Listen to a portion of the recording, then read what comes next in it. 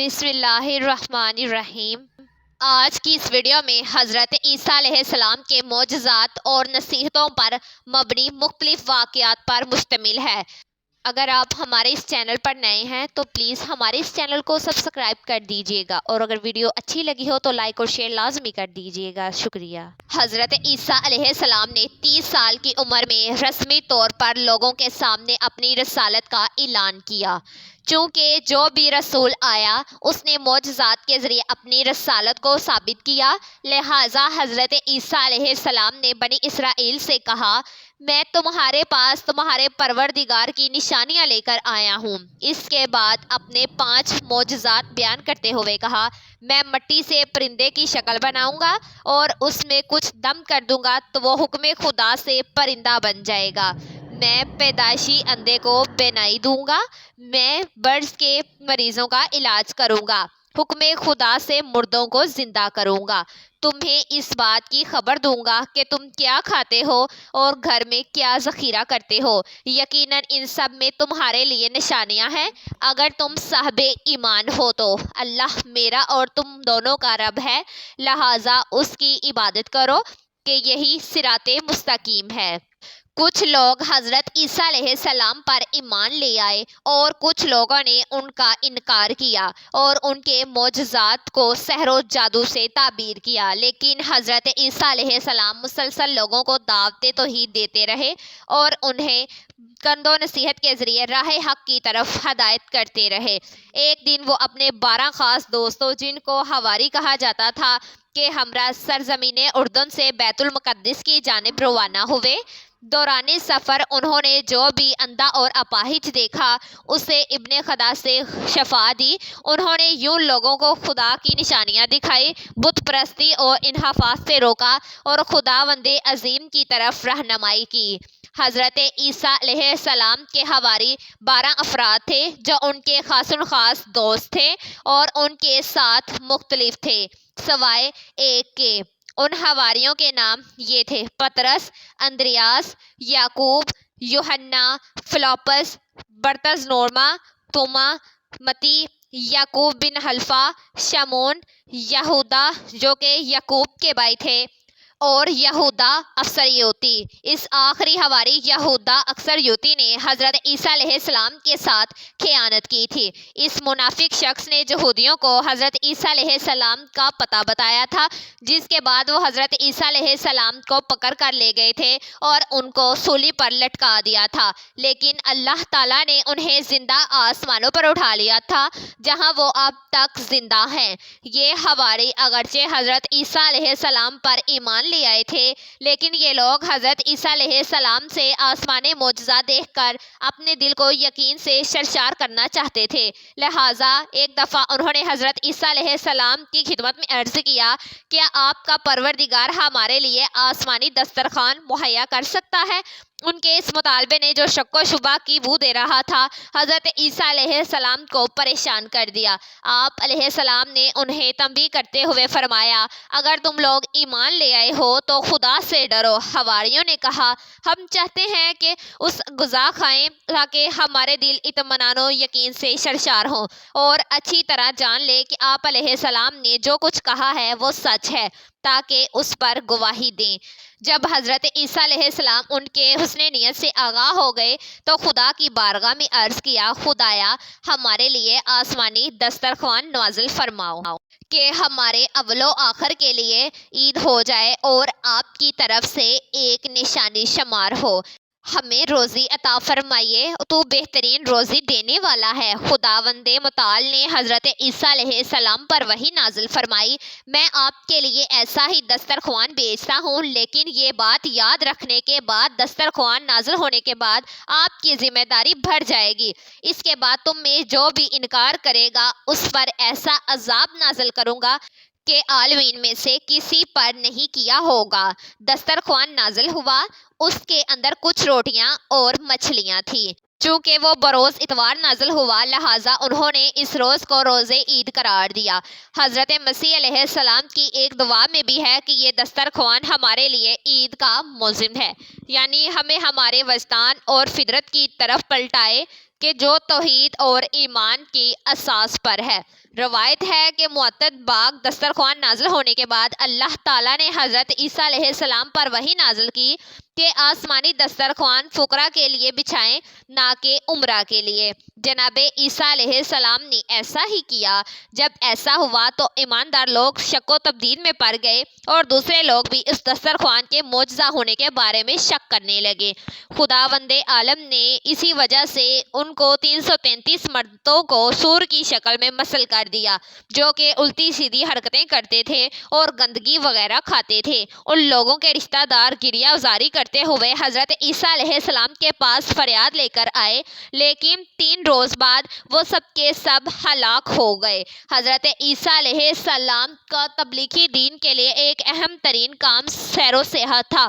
آپ علیہ السلام کا ایک دوست تھا جس کا قد چھوٹا تھا۔ وہ ہمیشہ آپ علیہ السلام کے ساتھ نظر آتا تھا۔ ایک سفر میں وہ حضرت عیسیٰ علیہ السلام کے ہمراہ سفر پر روانہ ہوا۔ دونوں چلتے چلتے ایک دریا کے کنارے پہنچے۔ حضرت عیسیٰ علیہ السلام نے یقین خالص سے کہا بسم اللہ، پھر پانی پر چلنا شروع کر دیا۔ اس چھوٹے قد کے شخص نے جب حضرت عیسیٰ علیہ السلام کو پانی پر چلتے دیکھا تو اس نے بھی یقین خالص سے بسم اللہ کہا اور پانی پر چلنا شروع کر دیا۔ وہ چلتے چلتے جب حضرت عیسیٰ علیہ السلام تک پہنچا تو خود پسندی کے جال میں پھنس گیا اور اپنے آپ سے کہنے لگا، یہ عیسیٰ ملا ہے جو پانی پر چل رہے ہیں اور میں بھی پانی پر چل رہا ہوں۔ فما فضلہ علیہ، بس انہیں مجھ پر کیا فضیلت حاصل ہے۔ اسی لمحہ اسی کے پاؤں بے قرار ہوئے اور پانی میں غرق ہونا شروع ہو گیا۔ اس نے فریاد بلند کی، اے ملا، میرا ہاتھ تھام لے اور مجھے غرق ہونے سے بچا لے۔ حضرت عیسیٰ علیہ السلام نے اس کا ہاتھ پکڑا، اسے باہر نکالا اور فرمایا، اے دوست، تم نے کیا کہا ہے کہ میں پانی میں ڈوبنے لگے تھے؟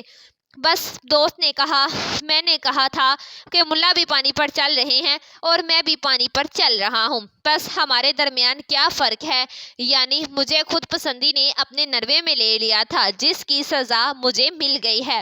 حضرت عیسیٰ علیہ السلام نے فرمایا، تم نے خود پسندی کی وجہ سے اپنے آپ کو اس مقام و مرتبہ پر سمجھا جو خدا نے تمہارے لیے قرار نہیں دیا تھا، لہٰذا تیرے اوپر خدا کا غضب نازل ہوا ہے۔ جو کچھ تم نے کہا ہے اب اس سے توبہ کرو۔ اس شخص نے توبہ کی۔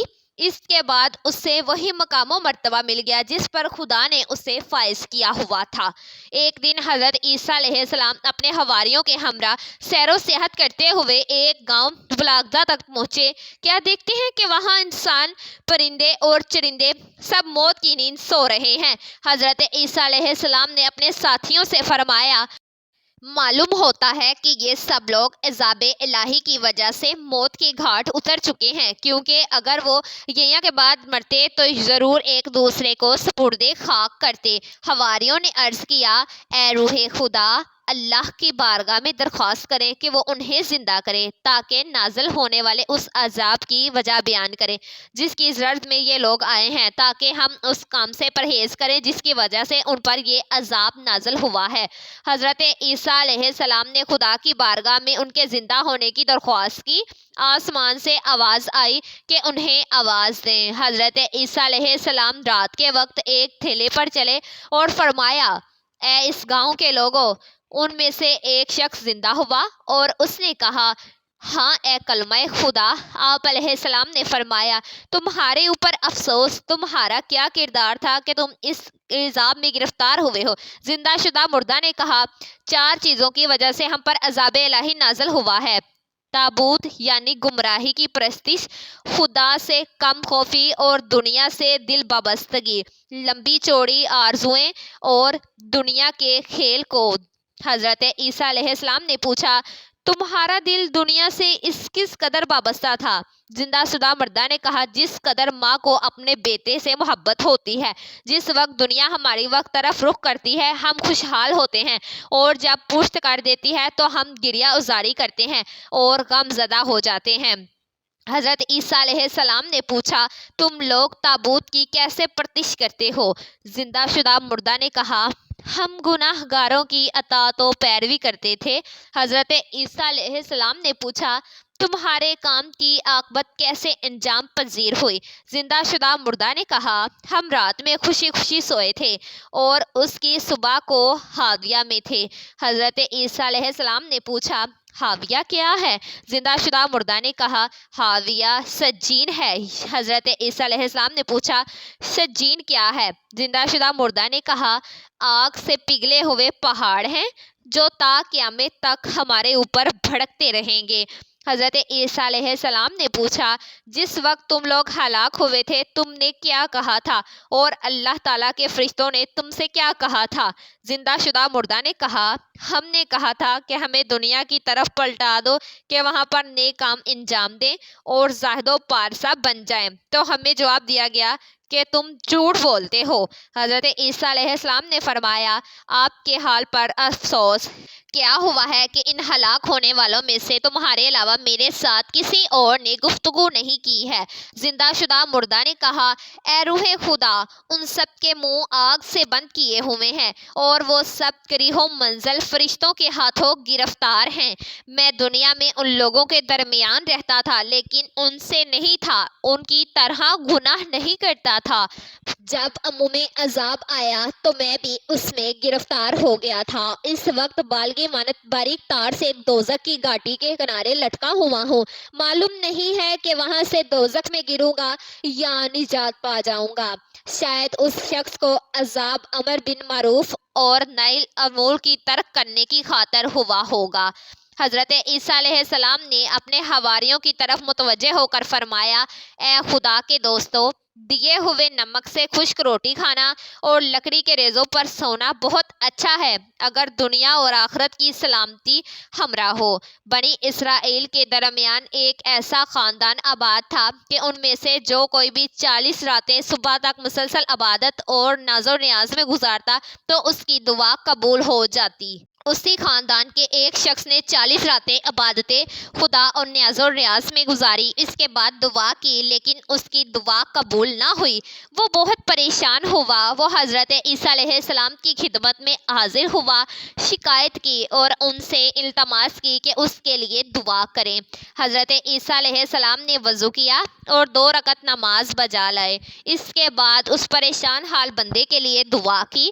اسی وقت ان پر خدا نے یوں رحمت نازل فرمائی، اے عیسیٰ، میرا یہ بندہ صحیح راستے پر گامزن ہو کر دعا نہیں کر رہا ہے۔ وہ مجھے تو پکارتا ہے لیکن اس کے دل میں تیری پیغمبری کے بارے میں شک ہے۔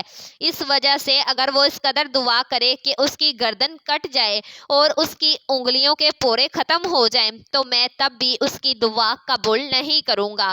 حضرت عیسیٰ علیہ السلام نے یہ سارا ماجرا اس شخص سے بیان کیا۔ اس نے عرض کیا، اے روح خدا، حقیقت وہی ہے جو آپ علیہ السلام نے بیان کی ہے کہ میں آپ علیہ السلام کی پیغمبری کے بارے میں مشکوک تھا۔